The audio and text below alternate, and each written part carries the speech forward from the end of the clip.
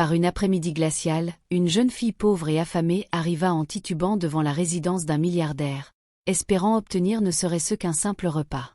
Mais dès l'instant où elle entra, quelque chose la pétrifia sur place.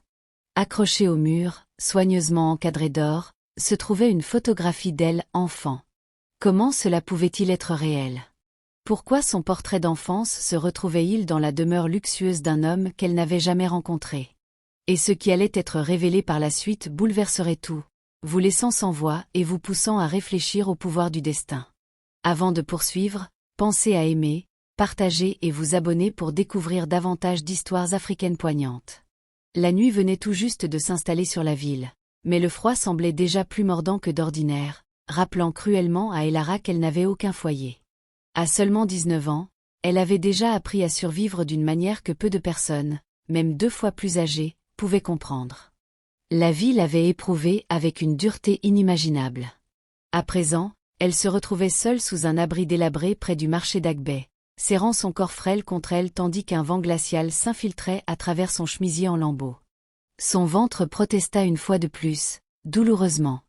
Cela faisait 2 jours qu'elle n'avait pas mangé un véritable repas. Elle n'avait survécu qu'avec un vieux biscuit durci, ramassé sur la route, qu'elle avait ramolli avec un peu d'eau récupérée grâce à la pluie tombée la veille au soir. La faim n'était plus seulement une sensation. C'était un feu qui brûlait dans son ventre, une pression qui lui serrait les côtes, un vertige qui faisait tanguer le sol sous ses pieds. Elara s'appuya contre le kiosque en bois et glissa lentement au sol. Ses os lui faisaient mal à force de dormir sur le ciment. Sa gorge était irritée d'avoir appelé à l'aide en vain. Et ses lèvres étaient gercées par le soleil. Pourtant, elle refusait de pleurer. La vie lui avait appris que les larmes n'apportaient jamais de nourriture.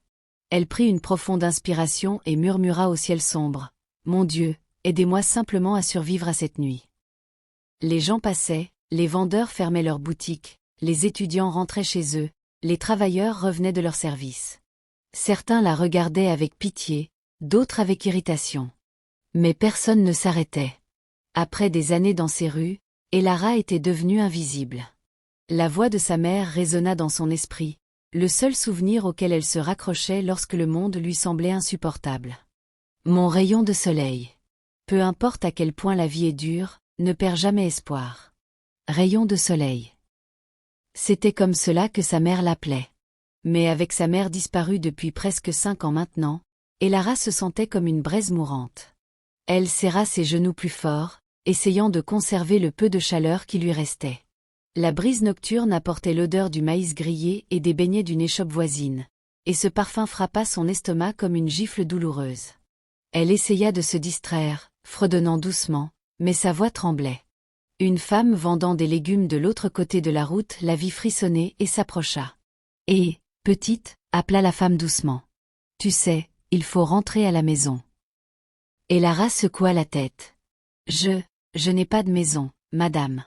J'essaie juste de me reposer un peu. » La femme soupira profondément. « Viens ici. » Elara se releva péniblement et marcha vers elle. La femme la détailla de la tête aux pieds. Les yeux enfoncés, les poignets minces, les vêtements qui flottaient sur son corps frêle. « Tu as l'air affamée, » dit la femme. Elara ouvrit la bouche pour parler, mais les larmes la trahirent. Elle hocha lentement la tête. La femme regarda autour d'elle avec prudence, puis fouilla dans un panier et en sortit un tout petit morceau de pelure d'igname. À peine quelque chose. Elle baissa la voix. « C'est tout ce que j'ai acheté aujourd'hui. Prends-le. Je ne peux pas te donner mieux. Dim m'en voudrait. » Elara l'accepta de ses mains tremblantes. Même si ce n'était rien, elle inclina la tête avec gratitude. « Merci, madame. Que Dieu vous bénisse. » La femme toucha son épaule. « Si la faim risque de te tuer comme ça, pourquoi n'essaies-tu pas cette grande demeure à Hilltop? Il donne parfois des restes de nourriture. Un endroit d'homme riche. Tente ta chance. » Elara se figea. Le domaine de Hilltop. Ce quartier était comme un autre monde. Des manoirs, de hautes grilles, des voitures de luxe.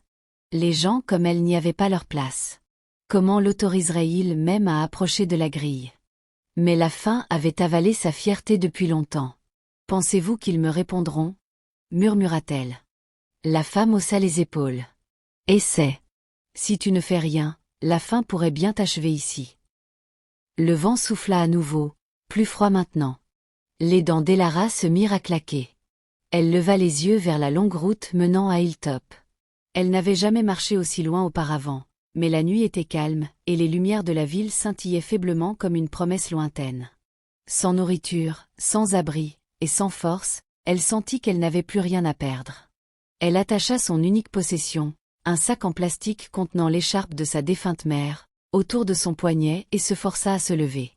Ses jambes tremblaient et elle se sentait faible, mais elle se contraignit à bouger. Chaque pas vers Hilltop ressemblait à l'ascension d'une montagne. La route montait en pente et son souffle se fit lourd. Elle trébucha une fois, s'agrippant à un lampadaire pour se stabiliser. À 2 reprises, elle songea à faire demi-tour, mais elle se souvint alors du visage de sa mère, de son rire, de ses mains chaudes, de ses paroles, « Mon rayon de soleil. » N'abandonne pas.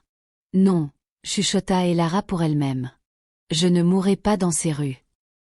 Elle continua à marcher. Les voitures passaient en trombe, éclaboussant ses jambes d'eau de pluie sale. Un groupe de garçons rit lorsqu'elle trébucha. Une femme traversa la route pour l'éviter. Pourtant, elle avança. Lorsqu'elle atteignit les premières hautes clôtures du domaine de Hilltop, elle tremblait, affamée, épuisée, et couverte de poussière et de sueur. Les maisons étaient immenses, les lumières de leurs jardins vives, leurs pelouses parfaitement entretenues. Tout paraissait trop parfait, trop éloigné du chaos de la rue d'où elle venait. Un instant, elle se sentit petite, inutile, indigne. Mais la brûlure dans son estomac lui rappela qu'elle devait essayer. Elle s'appuya contre le mur pour reprendre son souffle avant de se diriger vers le plus grand manoir de la rue. Une immense grille noire ornée de lions dorés sculptés. De la lumière filtrait de l'intérieur. Elle pouvait entendre du mouvement, des rires étouffés, une musique lointaine. Des gens vivaient là-dedans, mangeant, buvant, vivant. Elara déglutit avec difficulté. « Mon Dieu, s'il vous plaît, juste une assiette de nourriture, » murmura-t-elle. Puis, rassemblant les dernières forces qui lui restaient, elle leva sa main tremblante et frappa à la grille du milliardaire. La brise nocturne devint plus froide tandis qu'Elara se tenait devant l'immense grille noire et or. Son cœur battait doucement, plus de peur que d'épuisement. Elle essuya ses paumes sur sa jupe déchirée, prit une respiration tremblante et frappa à nouveau. Cette fois plus fort. Toc, toc, toc. D'abord, rien ne se passa. Puis une petite fenêtre dans la grille coulissa, et 2 yeux fatigués apparurent. « Qu'est-ce que tu veux ici ?» aboya le gardien. Sa voix était grave et irritée, empreinte d'impatience. Elara baissa immédiatement la tête. « Bonsoir, monsieur. S'il vous plaît. J'ai faim. Je n'ai pas mangé depuis des jours. On m'a dit que parfois vous... » L'homme la coupa avec un rire dur. « Tu veux venir manger à la maison d'un milliardaire? Tu es folle? Sors d'ici. » Ces mots la cinglèrent comme de l'huile bouillante, mais la faim avait tué sa fierté depuis longtemps. Elle fit un pas de plus. « S'il vous plaît, monsieur, je ne suis pas là pour déranger, même si c'est juste des restes de nourriture. » L'homme émit un sifflement bruyant. « Tu m'as entendu? Va-t'en d'ici. Ce n'est pas un hospice. » Le cœur d'Elara sombra, mais elle rassembla encore du courage. « Monsieur, s'il vous plaît. Je ne veux pas d'argent.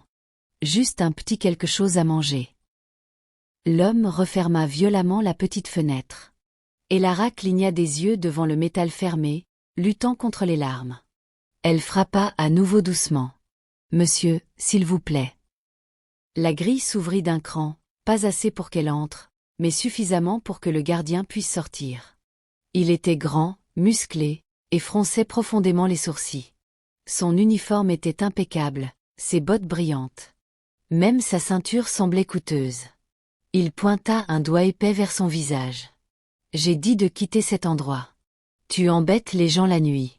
Les mendiants comme toi, ils donnent une mauvaise image à cette propriété. » Elara déglutit douloureusement. « Je suis désolée, monsieur. Je suis vraiment désolée, mais s'il vous plaît, juste de la nourriture. » Il ricana. « De la nourriture? Va-t'en, allez, circule. » Elle ne bougea pas. Elle ne le pouvait pas. Le vertige l'envahissait et son estomac se tordait douloureusement. Sa vision se brouilla une seconde et elle se stabilisa en s'agrippant à la grille. Ce simple geste mit le gardien en furie. « Qu'est-ce que c'est ? Tu touches la grille !» cria-t-il avant qu'elle ne puisse s'expliquer. Il saisit son poignet avec rudesse et l'écarta de la grille. Elara fit un écart, manquant de tomber. « J'ai dit pars. » Elara mordit sa lèvre inférieure. L'humiliation brûlait en elle comme un feu, mais la désespoir maintenait ses jambes fermes. Elle tint bon même si la peur faisait trembler ses os. « Monsieur, je vous en supplie. Je ne partirai pas à moins que vous ne m'aidiez. S'il vous plaît, s'il vous plaît. » Sa voix se brisa. Cela cassa quelque chose chez le gardien. Il n'était pas ému. Il était enragé. « Tu cherches à jouer l'impressionnante ? Tu veux que j'appelle la police ? Allez, sors. » Elle secoua lentement la tête, tremblante. « Je vais m'évanouir ici si je pars. Aidez-moi, s'il vous plaît. » L'homme marcha vers elle et la poussa violemment à l'épaule. Elara s'écroula au sol, son coude éraflant le pavé. Quelques voisins de l'autre côté de la rue se retournèrent pour regarder. Certains chuchotèrent, d'autres secouèrent la tête, mais personne ne s'approcha. Elle resta un moment au sol, fixant la poussière sur ses paumes. Son souffle était tremblant, sa gorge serrée. Pour la première fois depuis des semaines, des larmes s'échappèrent de ses yeux. Le gardien se tenait au-dessus d'elle, impassible. « Tu pleures ? Qui t'a envoyé ici pour pleurer ? Si tu ne te relèves pas, je vais fermer la grille et tu dormiras sur la route. » Elara se releva lentement, chancelante. Elle essuya ses larmes du revers de la main. « Monsieur, s'il vous plaît, » murmura-t-elle. « Je n'ai plus aucune force. » Il siffla à nouveau, ouvrit la grille, entra et la claqua bruyamment, l'enfermant dehors. Clang!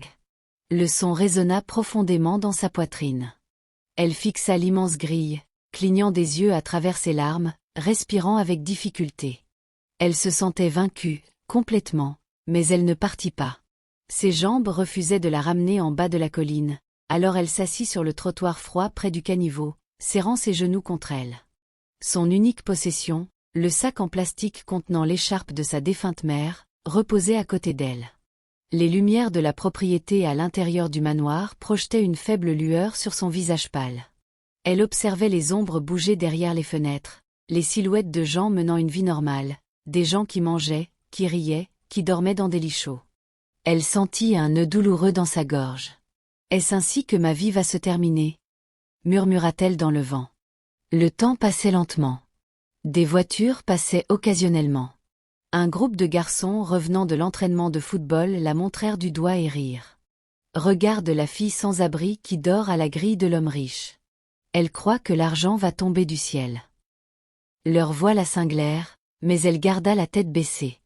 Des minutes passèrent, peut-être des heures. Ses paupières s'alourdissaient d'épuisement.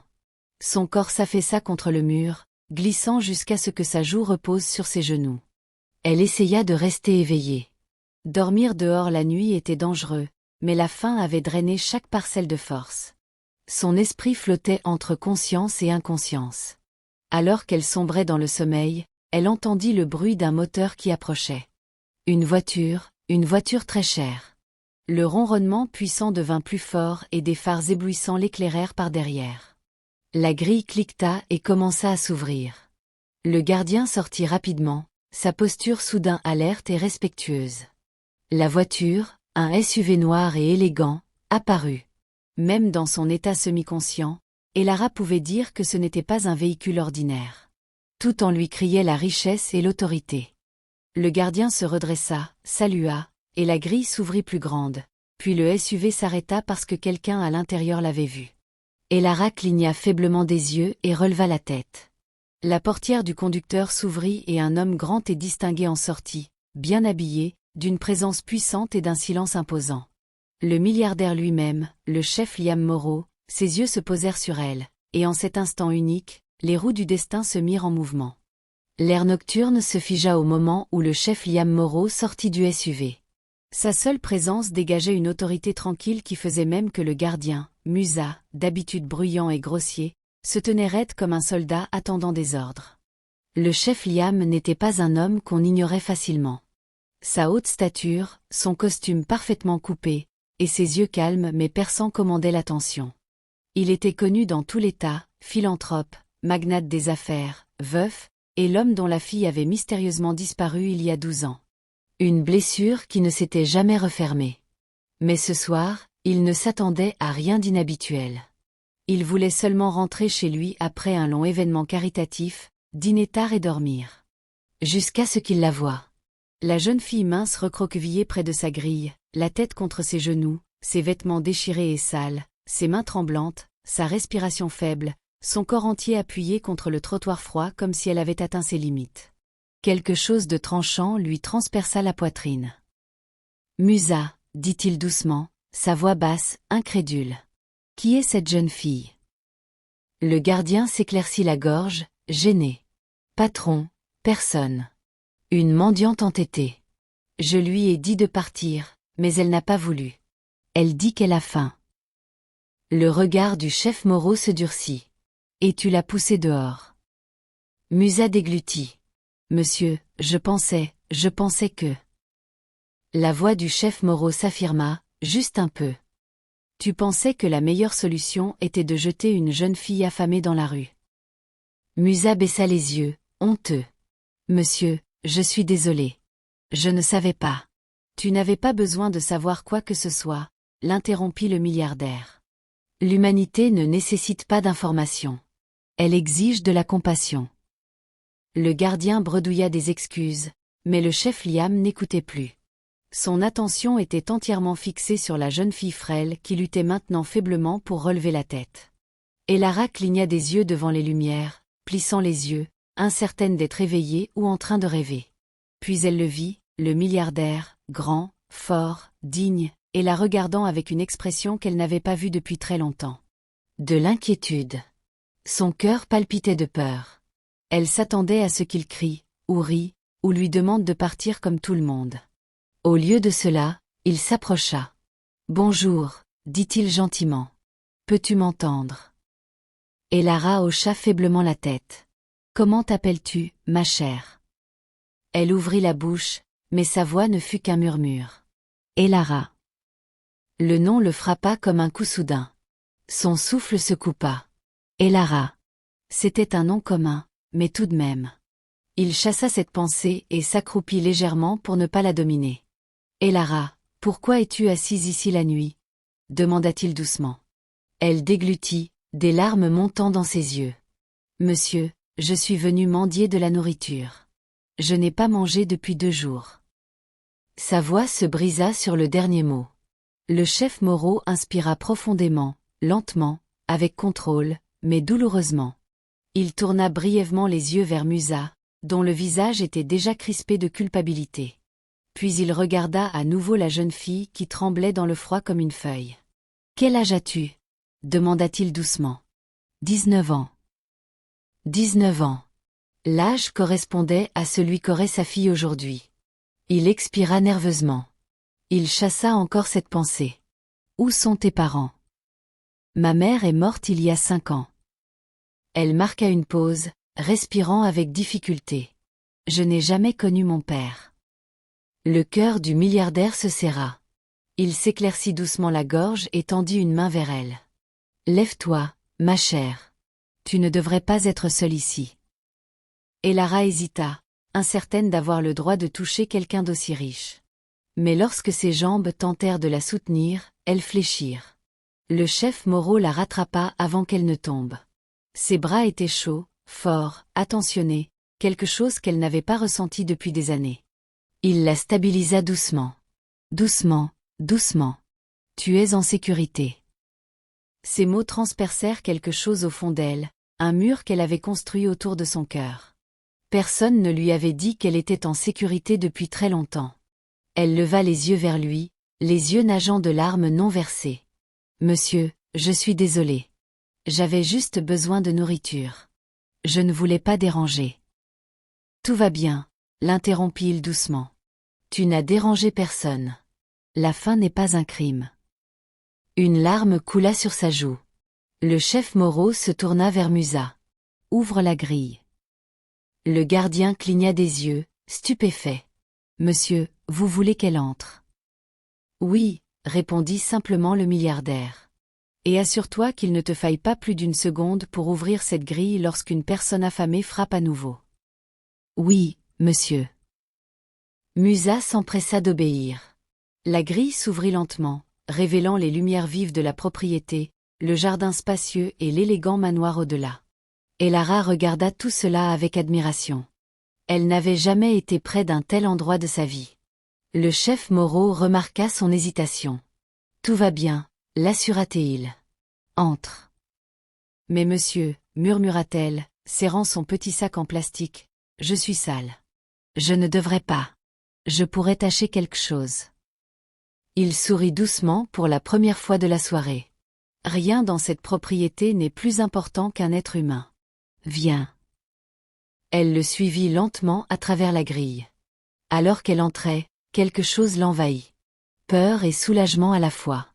Les lumières de la propriété réchauffaient sa peau, et l'odeur du poulet rôti et des épices de la cuisine frappa ses narines comme une vague de souvenirs qu'elle ne savait pas avoir. Ses genoux faillirent lâcher. Le chef Moreau le remarqua immédiatement. Vite, apportez-lui une chaise, ordonna-t-il à l'une des domestiques, qui se précipita. Et apportez de la nourriture, quelque chose de chaud. Ils guidèrent Elara vers une chaise sur la véranda. Elle s'assit avec précaution, ses jambes tremblant de façon incontrôlable. Lorsque le plateau de nourriture arriva, du riz, du ragoût de poulet, des plantains frits et de l'eau, elle le fixa comme s'il s'agissait d'un rêve. « Tu peux manger », l'encouragea doucement le chef Moreau. Elle hocha la tête respectueusement et commença lentement, mais la faim prit rapidement le dessus. Des larmes coulaient sur son visage tandis qu'elle mangeait, moitié de soulagement, moitié de honte, moitié submergée par la bonté écrasante d'un étranger. Le chef Moreau la regardait avec une étrange lourdeur dans la poitrine. Pourquoi lui semble-t-elle si familière? Pourquoi son visage ressemble-t-il à un souvenir? Il chassa encore cette pensée, essayant d'ignorer la douleur dans son cœur. Lorsqu'elle eut fini, elle essuya ses yeux et murmura « Merci, monsieur. Que Dieu vous bénisse. Vous ne savez pas ce que vous avez fait. » Il hocha la tête, mais le sentiment ne le quittait pas. Il avait besoin d'être sûr. « Amenez-la au salon, » dit-il doucement. « Qu'elle se repose avant d'aller ailleurs. » Les yeux d'Elara s'écarquillèrent de surprise. « Monsieur, je ne suis pas censé entrer dans un endroit comme. »« Tu es en sécurité ici, » répéta-t-il. Alors, elle suivit la domestique à l'intérieur, dans le manoir, dans la maison même où son histoire avait commencé il y a 19 ans et où le destin l'avait ramenée. Elle ne le savait pas. Il ne le savait pas. Mais le destin, lui, savait. Et maintenant, plus rien ne serait jamais comme avant. Le moment où Elara pénétra dans le manoir, elle eut l'impression d'avoir franchi le seuil d'un autre univers. Un univers qu'elle n'avait vu qu'à travers les vitrines de restaurants chics ou sur les écrans de magasins de télévision devant lesquels elle s'était parfois arrêtée. L'air sentait la lavande et le pain fraîchement cuit. Une lumière chaude et douce émanait des lustres dorés suspendus à un plafond si haut qu'il la faisait se sentir minuscule. Ses pantoufles déchirées pressaient les carreaux de marbre poli qui brillaient comme une eau immobile. Elle marchait avec précaution, presque craintivement, craignant que chaque pas ne laisse une tache permanente. La domestique qui la guidait, Zoé, remarqua son hésitation et sourit. « Ne t'inquiète pas, petite sœur. Détends-toi simplement. Tu es en sécurité ici. » En sécurité? Ce mot semblait encore étrange, étranger, suspect. Même la sécurité n'était pas quelque chose qu'Elara associait au manoir, aux étrangers ou à la vie en général. La sécurité était un souvenir. Sa mère fredonnant doucement en lui tressant les cheveux à la lueur d'une lampe avant que la maladie ne l'emporte et ne laisse Elara au monde. Pourtant, elle s'autorisa à respirer. Pour la première fois depuis longtemps, elle sentit l'air entrer dans ses poumons sans peur. Zoé lui désigna un canapé moelleux. « Assieds-toi ici. Le patron a dit que tu devais te reposer un peu avant qu'il ne te parle. » Avant qu'elle ne puisse répondre, ses genoux ployèrent. Elle s'enfonça dans le coussin, stupéfaite par sa douceur. On aurait dit tomber dans des nuages. Ses yeux errèrent lentement autour d'elle. Des peintures de figures historiques sur les murs, une grande bibliothèque remplie de livres à la reliure dorée, une table basse décorée de roses fraîches et d'un bol de fruits qu'elle n'osait toucher. Et puis son regard se figea. Quelque chose, sur le mur du fond, lui coupa le souffle. Une grande photographie encadrée, magnifiquement éclairée par 2 lampes murales chaleureuses, montrait un chef Moreau plus jeune tenant une petite fille dans ses bras. La fille ne devait pas avoir plus de 5 ans. Elle avait des yeux vifs, de larges fossettes et une petite marque de naissance près du cou. Une marque de naissance exactement comme la sienne. Elara fronça les sourcils et plissa les yeux comme si ses yeux la trompaient.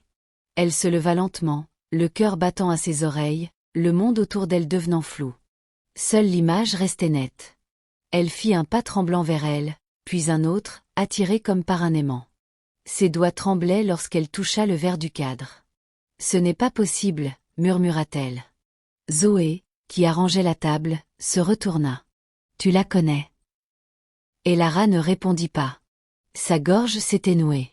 Son cœur battait sauvagement, douloureusement, tandis que des éclairs de mémoire, longtemps enfouis sous des années de lutte, émergeaient des profondeurs de son esprit comme de la poussière secouée d'une vieille boîte.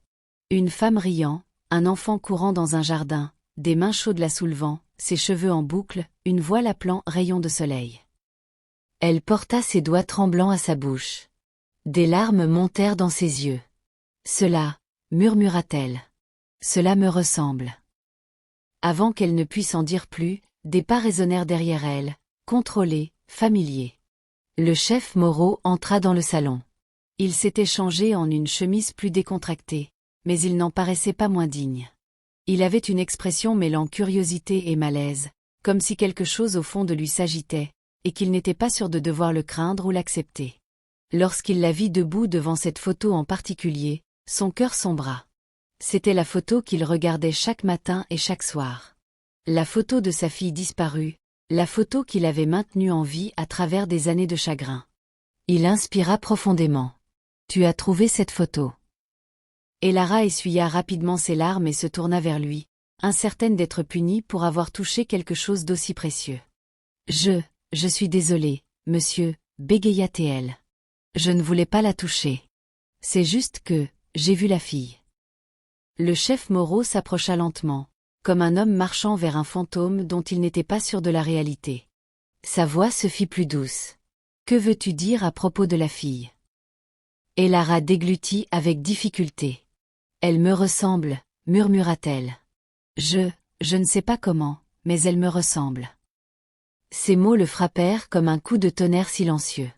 Il fixa son visage, vraiment. Les fossettes, la forme de ses yeux, la courbe de ses lèvres, la marque de naissance près de son cou. Son cœur se mit à battre fortement, mais il se tint immobile. « Elara !» Sa voix trembla légèrement. « Sais-tu qui est cette petite fille ?» Elle secoua la tête, les yeux lourds de confusion. Il expira profondément. « Cette fille est ma fille, mon unique enfant. » Les lèvres d'Elara s'entr'ouvrirent. « Elle a disparu il y a 12 ans, » poursuivit-il. « Sa mère l'a emmenée une nuit, et je ne les ai jamais revus. » Un silence lourd tomba dans la pièce.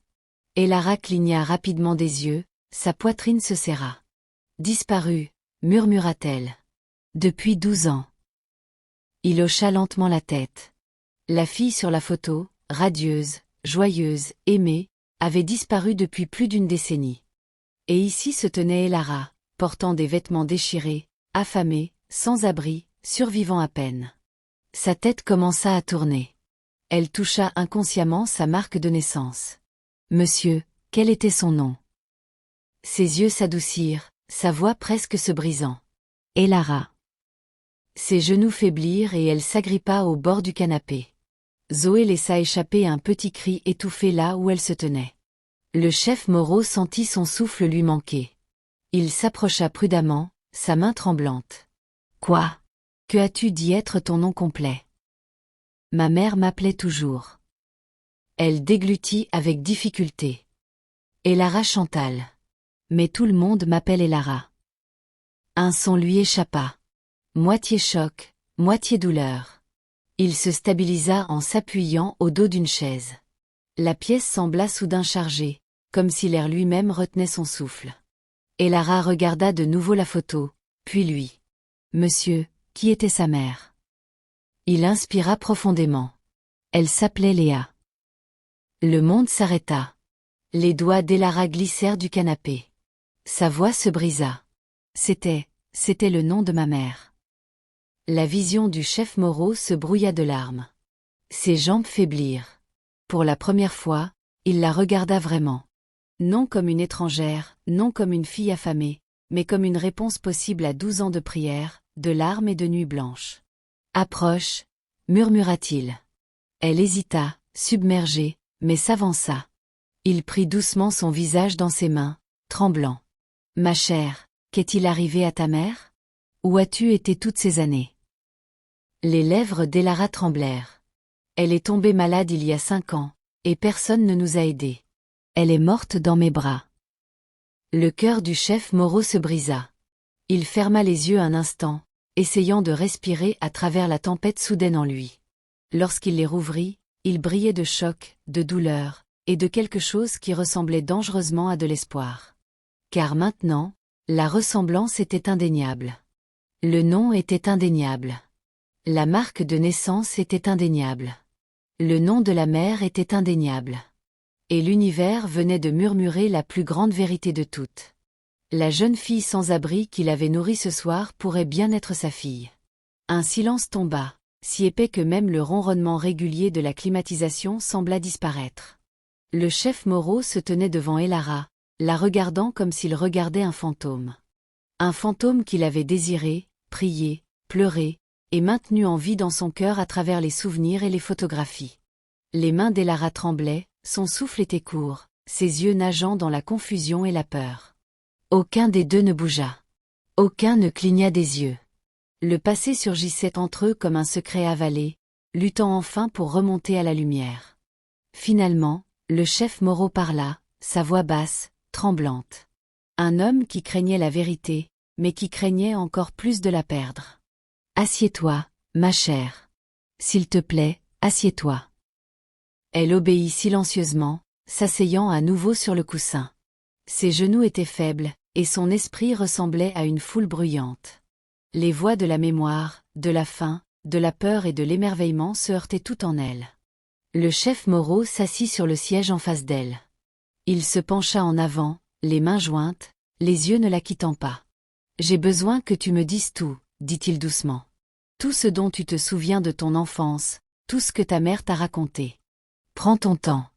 Je t'écoute. » Elara hocha lentement la tête, inspira nerveusement, puis commença. « L'enfance dont je me souviens est floue, » dit-elle. « Mais je me souviens du bonheur. Je me souviens d'une maison, pas aussi grande que celle-ci, mais assez grande, propre, paisible. Il y avait des fleurs devant. Ma mère me tenait dans ses bras et dansait avec moi dans le salon. » Un triste sourire effleura les lèvres du chef Moreau. Léa adorait danser. Elara cligna des yeux. Oui. Elle me faisait tourner et disait « Mon rayon de soleil, brille toujours. » Un léger sanglot lui échappa. Il se couvrit brièvement la bouche, submergé. « Je t'appelais comme ça aussi, » murmura-t-il. « Rayon de soleil. » Les yeux d'Elara brillèrent. Elle continua, sa voix devenant plus assurée à mesure que les souvenirs refaisaient surface. « Je me souviens d'un homme. » Le chef Moreau se redressa. Un homme grand, imposant. Il sentait le parfum. Il me soulevait toujours très haut dans les airs. Il me portait sur ses épaules et m'achetait des glaces. Je ne me souviens pas clairement de son visage, mais je me souviens qu'il me faisait rire. Des larmes montèrent dans les yeux du chef Moreau. Il murmura, à peine audible. « C'était moi. » Elara porta sa main à sa bouche tandis que le poids de ses mots s'installait en elle. Elle poursuivit. « Mais ensuite, quelque chose est arrivé. Je ne sais pas ce que c'était, mais une nuit, ma mère a fait un sac. Elle pleurait. Elle me tenait la main si fort que je pensais qu'elle allait se briser. Elle ne cessait de dire « Nous devons partir, bébé. Nous devons partir maintenant. » La poitrine du chef Moreau se serra douloureusement. Elara déglutit avec difficulté et le regarda. « Pourquoi? Pourquoi est-elle partie ?» Il baissa les yeux vers ses mains, la honte épaisse dans sa voix. « Léa est partie à cause d'un malentendu, un terrible malentendu. Je menais un projet politique à l'époque. Des hommes m'ont menacé. Ils voulaient me faire du mal. Ils surveillaient ma maison. Un jour, ils ont confronté Léa alors que je n'étais pas là. Il ferma les yeux, souffrant. Elle a pensé qu'il était plus sûr de disparaître que de laisser notre fille grandir sous une menace. Il soupira profondément. J'ai cherché partout. J'ai supplié sa famille. J'ai payé des détectives, mais elle a disparu sans laisser de traces. Jusqu'à maintenant, je ne savais pas où elle avait fui. Et Lara baissa la tête. Elle ne m'a jamais parlé de danger. Elle a seulement dit que nous ne pouvions pas retourner à la maison parce que vous ne vouliez plus de nous. Les yeux du chef Moreau s'écarquillèrent. Quoi? Elle a dit que je ne la voulais plus? Que j'étais en colère contre elle? Que j'allais te prendre à elle? Un son à mi-chemin entre un gémissement et un sanglot lui échappa. Il se leva brusquement, arpentant la pièce, les doigts enfouis dans ses cheveux. Mon Dieu, Léa! Pourquoi aurait-elle pensé cela? Pourquoi t'aurait-elle dit ça? Elle avait peur, murmura Elara. Perdue et seule. Il s'arrêta et la regarda. La regarda vraiment, la douleur transperçant son cœur. Toutes ces années, murmura-t-il, la voix cassante. Toutes ces années, j'ai cru qu'elle était partie parce qu'elle ne m'aimait plus. Je ne savais pas qu'elle te protégeait. Je ne savais pas qu'elle pensait que j'étais la menace. Ses mains tremblaient visiblement. Il se laissa retomber sur son siège. Dis-moi ce qui s'est passé ensuite, dit-il, la voix brisée. Et Lara hocha la tête, essuyant ses larmes. Nous avons déménagé d'un endroit à l'autre. Elle faisait de petits travaux. Elle me protégeait de tout le monde, mais elle devenait de plus en plus faible. Elle toussait la nuit, une toux vraiment mauvaise. Certains jours, elle ne pouvait pas se lever. Le chef Moreau sentit des larmes glisser sur ses joues. Et puis, Elara respira nerveusement. Un soir, elle ne s'est pas réveillée de sa sieste. Je l'ai secouée et secouée, mais elle n'a pas ouvert les yeux. J'ai crié à l'aide, mais personne n'a pris soin. J'ai pris son cadre photo et son pagne et j'ai couru, mais il n'y avait nulle part où aller. Elle baissa les yeux, sa voix tombant à un murmure. Je l'ai enterrée moi-même. Derrière l'immeuble abandonné où nous dormions. Je n'avais que 14 ans. Le chef Moreau laissa échapper un sanglot étouffé. Il se couvrit le visage et pleura doucement, douloureusement, comme un homme voyant son monde se briser et se reconstruire en même temps. Et Lara le regarda, les lèvres tremblantes. Ce n'est que maintenant qu'elle réalisait combien son histoire le blessait, combien il tenait à la femme qu'elle avait aimée, elle aussi. Lorsqu'il releva enfin la tête, ses yeux étaient rouges mais pleins de détermination. « Ma chère, dit-il doucement, je dois te montrer quelque chose. » Il se leva et marcha vers une grande armoire. Du tiroir du bas, il sortit une boîte enveloppée de velours. Il la porta sur la table et l'ouvrit lentement. À l'intérieur se trouvaient des photographies, des coupures de journaux et une affiche de personnes disparues usées. Et Lara se pencha en avant. L'affiche montrait une photo d'elle à 5 ans aux côtés d'un chef Moreau plus jeune. Le titre disait « Enfant disparu, Elara Moreau ». Sa respiration s'arrêta. Il lui tendit une photo de sa mère, vivante, souriante, belle, exactement comme elle s'en souvenait, mais en meilleure santé. Et Lara se couvrit la bouche, choquée. Elle leva lentement les yeux vers lui. « Monsieur, » murmura-t-elle. « Est-ce vrai ?» Il hocha la tête, un lent hochement lourd. « Je te cherche depuis 12 ans, dit-il, la voix chargée d'émotion. Je n'ai jamais arrêté. Pas un seul jour. » La vision d'Elara se brouilla. Ses paroles suivantes frappèrent son cœur comme un déluge. « Ma chère, tu es ma fille. » Son souffle s'arrêta, sa poitrine se serra, ses mains tremblèrent de façon incontrôlable. « Vous êtes mon père, » murmura-t-elle, étourdie. Le chef Moreau se leva, marcha vers elle et s'agenouilla devant elle, les larmes coulant ouvertement. « Oui, mon rayon de soleil. Je suis ton père. » Le monde bascula sous ses pieds. Son corps se figea. Son âme cria. Et puis elle s'effondra dans ses bras, sanglotant des années de douleur, de faim, de solitude et de désir. Il la serra fort, avec protection, révérence, comme s'il avait peur qu'elle ne disparaisse à nouveau. « Ma fille, » murmura-t-il. « Ma fille, ma fille. 12 ans de prière avaient enfin été exaucés. 12 ans d'absence étaient enfin rentrés à la maison. Pendant longtemps, le père et la fille restèrent dans les bras l'un de l'autre.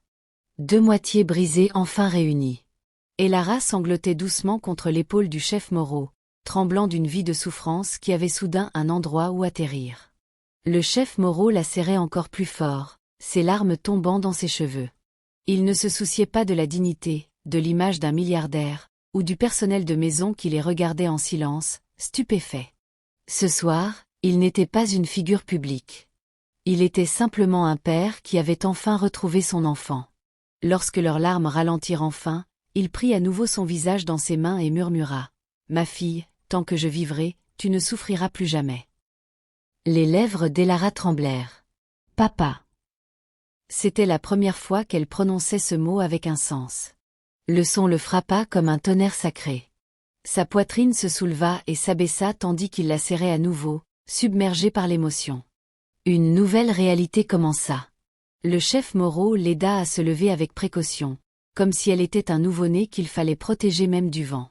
Il appela la domestique qui se tenait près de la porte. « Zoé, prépare une chambre d'amis pour elle. »« Non, prépare la chambre bleue à l'étage et rends-la chaleureuse. Elle doit dormir confortablement cette nuit. » Zoé cligna des yeux.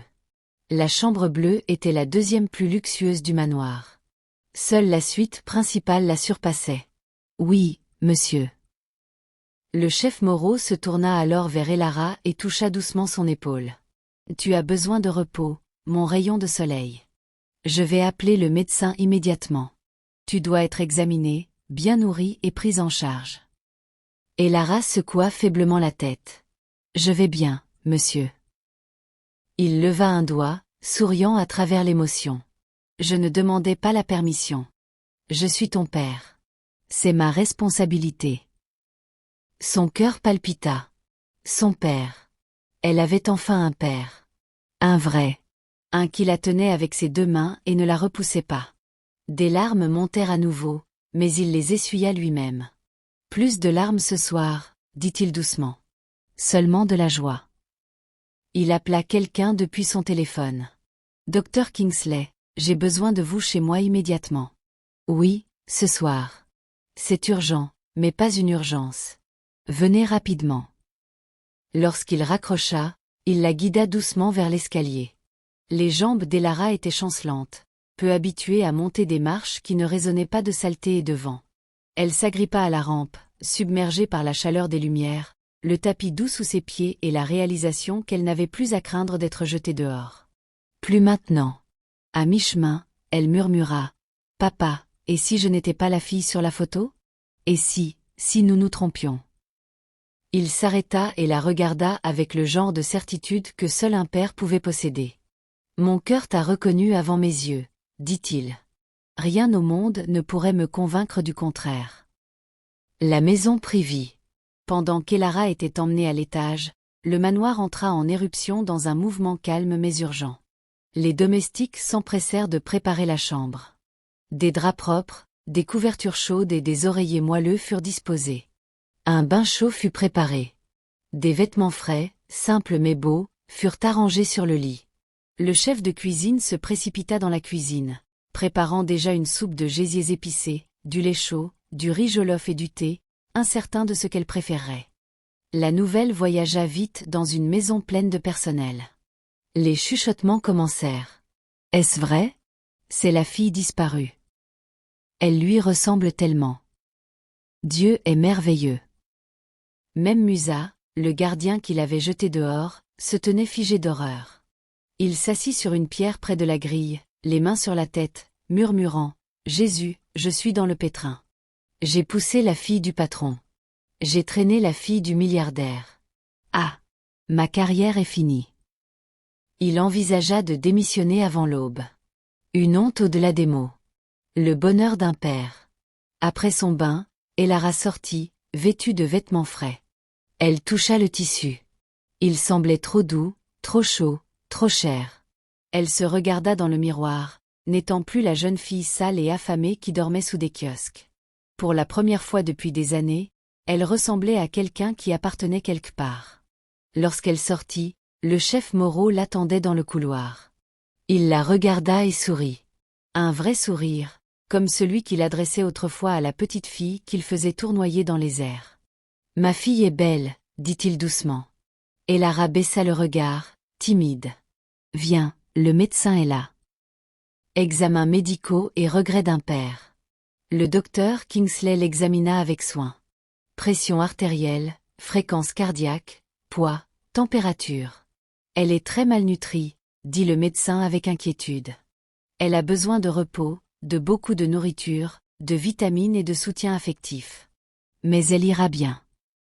Le chef Moreau hocha la tête avec fierté. Elle est forte. Elle a survécu à des choses que la plupart des adultes ne pourraient supporter. Et Lara baissa les yeux. Il toucha sa joue. Tu es plus forte que je ne l'ai jamais été. Le médecin partit avec la promesse de revenir le matin. Le chef Moreau se tenait près de son lit comme s'il avait peur de s'éloigner. Elle leva les yeux vers lui. « Papa, es-tu fâché contre moi de ne pas avoir su plus tôt ?» Il cligna des yeux, surpris. « Mon rayon de soleil, comment pourrais-je jamais être fâché contre toi? Je suis fâché contre le destin. Je suis fâché contre moi-même. Je suis fâché contre le monde qui t'a fait souffrir. Mais avec toi, il posa sa main sur sa tête. Jamais. » Ses yeux s'adoucirent de gratitude. La célébration commence. Le chef Moreau appela sa sœur, ses cousins et ses amis les plus proches. Pas tout le monde, seulement ceux qui étaient restés à ses côtés pendant ces années de deuil. En moins de 2 heures, des voitures commencèrent à arriver dans la propriété. Il y eut des exclamations, des cris, des larmes. Sa sœur, tante Véronique, la femme qui avait pleuré avec lui la nuit de la disparition de sa fille, entra la première. Elle jeta un regard à Elara et cria d'émotion. « Liam, c'est elle. C'est elle. Regarde son visage. Jésus. Elara, mon bébé. » Avant qu'Elara ne sache quoi faire, elle était enveloppée dans une étreinte chaleureuse et pleine de larmes. D'autres parents entrèrent, chacun stupéfait par la ressemblance. Des appareils photo cliquèrent. Tout le monde voulait une photo avec l'enfant miracle. La nourriture fut servie en abondance. La maison rayonna de rire et d'énergie. Le salon se remplit d'une musique douce. Le chef apporta un gâteau spécial qu'il avait préparé des mois auparavant pour un autre événement. Peu importait. Ce soir appelait à la célébration. Elara s'assit à côté de son père, submergée par un amour qu'elle n'avait jamais imaginé. Il tenait sa main avec fierté. « Mesdames et messieurs, » annonça-t-il, la voix épaisse d'émotion. « Ma fille Elara est revenue à la maison. » Il y eut des applaudissements, de la joie, des chants, des larmes. Tante Véronique souleva le menton d'Elara et sourit. « Ta mère serait si fière de toi. Tu as traversé le feu et tu en es sortie brillante. » Le chef Moreau serra sa main. « Et je passerai le reste de ma vie à compenser les années que tu as perdues. » Le cœur d'Elara se réchauffa. « Je suis juste heureuse d'avoir une famille à nouveau. » Il se pencha plus près. « Mon rayon de soleil. Tu en as toujours eu une. Tu ne le savais juste pas. Un nouveau départ. » Tard dans la nuit, lorsque les invités furent partis et que la maison redevint calme, le chef Moreau la raccompagna à sa chambre. Il s'arrêta à la porte. « Bonne nuit, ma fille. » Elle sourit, un vrai sourire, chaleureux et plein de paix. « Bonne nuit, papa. » Il déglutit douloureusement au mot « papa » à nouveau, puis l'embrassa doucement sur le front. Alors qu'il retournait à sa chambre, il se retourna une fois de plus, la regardant fermer doucement la porte. Un miracle, des retrouvailles, un foyer restauré. Et dans sa chambre, Elara s'allongea sur le lit moelleux, fixant le plafond, des larmes coulant de ses yeux, non pas de douleur, mais de soulagement. Pour la première fois depuis des années, elle se sentait désirée. Elle se sentait en sécurité. Elle se sentait aimée.